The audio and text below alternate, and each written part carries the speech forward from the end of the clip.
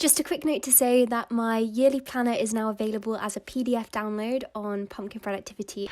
Hello, it's Ruby, and today I'm going to be showing you my planning routine. This is how I keep organised and productive and manage to get everything done that I want to get done.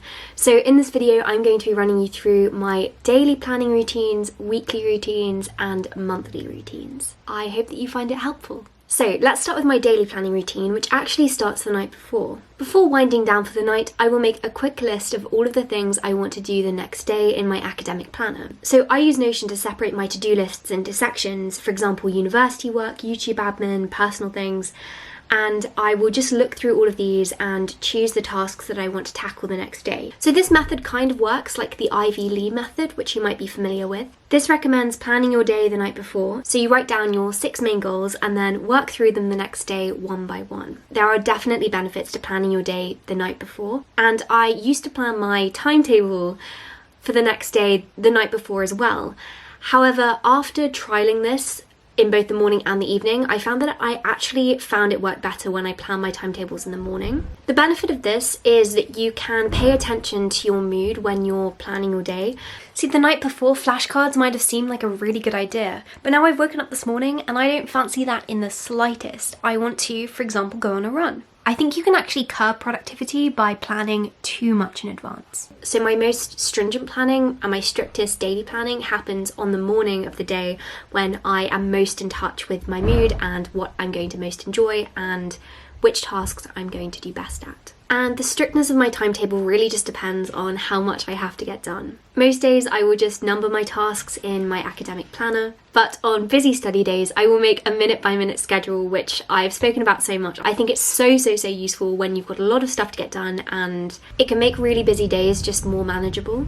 This timetable keeps me accountable and stops me from procrastinating. I think this is partially to do with decision fatigue. This is the idea that when forced to make too many decisions, we can get stressed and consequently make bad decisions. And I think this can happen when you decide as you're going along what you're going to do. It can be stressful when you're looking at your to-do list and you don't know which task to start with. You might be worrying that you're not going to have enough time to get everything done.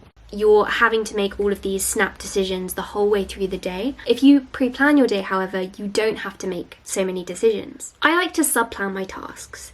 So instead of just saying research for this essay, I will say read this paper and this paper, watch this video. This is because I know that I will benefit from doing all of this research, but that I will probably become more lazy as the day goes on. In a study by UCL, participants were shown a cloud of dots and asked to pull a lever to show which direction the dots were moving. At first, the participants did well. However, then the researchers made it slightly harder to pull the lever in one direction than the other. After this, the participants became more biased in favour of the easier direction. This suggests that we unconsciously favour things which are easy over things which are correct. We see something similar in Aesop's fairy tales. In Aesop's fairy tales, there is a story of a fox who is tempted by a bunch of grapes up high in the vines. When he realises it's going to be very hard to get them, he says, "It's probably sour anyway." So when working, we could unduly convince ourselves that we don't need to do something when we actually do.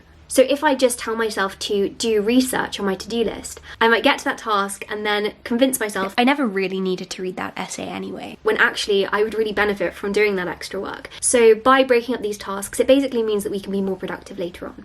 So now I thought I'd run through the order in which I plan to do my tasks. So I will start with an easy and relatively fun task. So that's usually research, that's my favourite task to do. This gives me an initial boost of motivation because I can tick something off my to-do list really early in the morning. And then after doing that task, I will move on to my very hardest task, which would probably be an essay, something really daunting that I don't really want to do. And then you get a second boost of motivation when you've accomplished your most daunting task. This means that I'm more likely to have a productive afternoon. This kind of thinking mirrors the frogs and banisters metaphor. A frog is a hard task and a banister is an easy task. Brian Tracy recommends that we eat our frogs, aka do our hardest tasks, early in the morning when we have least resistance to them. So my mornings are mainly made up of my hardest tasks. I get all of the daunting tasks done first. Then we get to lunch, and right before my lunch break I try to do some exercise. This is usually 30 minutes to an hour just to get some physical activity. This is really key for productivity. Dr. John Ratey says that exercise can improve brain function and focus in the hours following physical activity.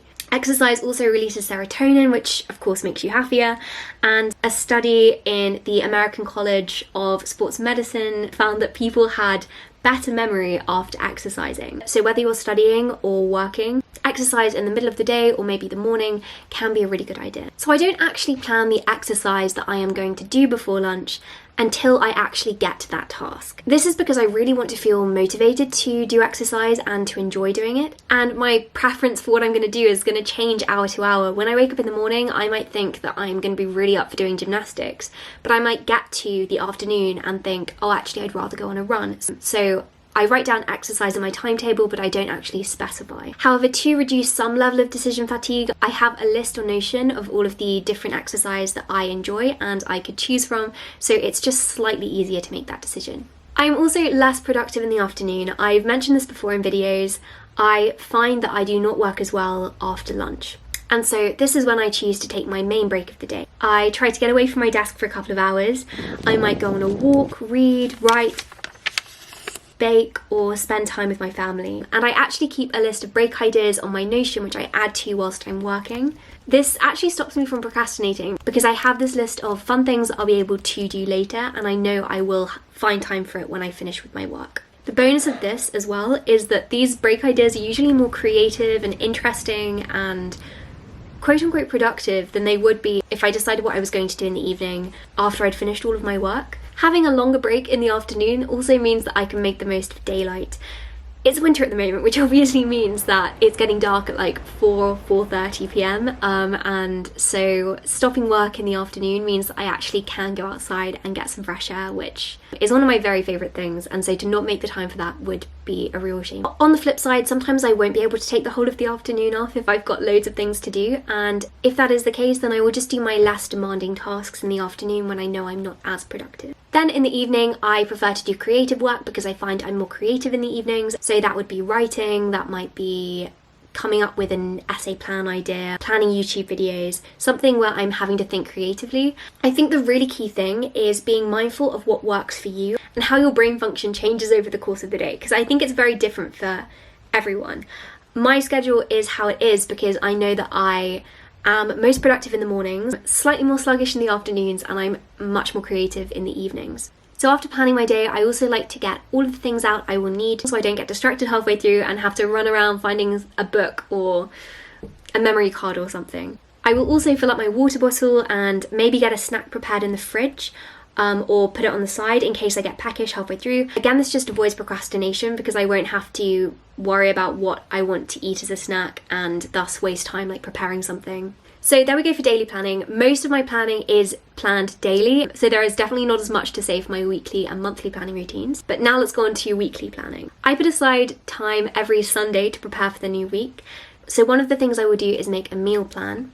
This is especially useful at university because it means I can use up food before it goes off and make sure I have everything in that I need for balanced meals. And again, it just reduces decision fatigue. I find that when I don't meal plan, I tend to eat less healthy food and food which doesn't make me feel as good. But when I meal plan, I tend to eat more vegetables, which is wonderful, and my meals just tend to be more balanced. I will also set weekly goals. These are the big things I want to accomplish during the week. And finally, I will do academic organisation, which is basically me making a note of the key texts and extra reading I want to do for each of my modules for the next week. This is just a long to-do list of the readings that I make, and then over the course of the week I can just go through and tick them off as I do them. I will also schedule any social events into Google Calendar and send out proactive emails, so that might be organising a meeting or suggesting an idea to somebody. Okay, finally, let's go on to monthly planning. My monthly plans are less detailed.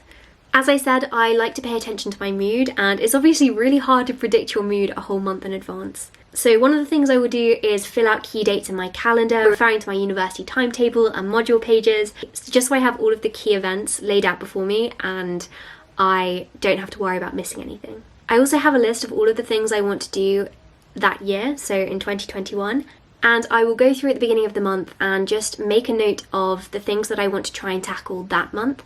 I try to do a few things from this list every single month, so I am working towards my goals the whole way through the year. So basically I make a monthly to-do list of the things that I want to do proactively. I also make a list of the books I want to read this month. I won't end up reading all of these, they're more like ideas, but I like to do this at the beginning of the month. Anyway, thank you so much for watching this video. I hope you enjoyed it, and I hope you found it helpful, and I hope that you have a productive week. So, you know that Aesop fairy tale that I was telling you about? I'm going to try performing this same experiment on Lola.